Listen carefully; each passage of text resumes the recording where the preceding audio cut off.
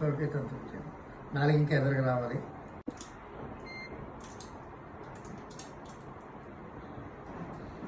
మీరంటారో అందులో వచ్చాం కాబట్టి బాడీ పైన చర్మంలో టెంపరేచర్ తగ్గిందని, నేనంటాను బాడీ నుంచి శీతలీకరణ చేస్తే ఎంత ఫలితం ఉందని.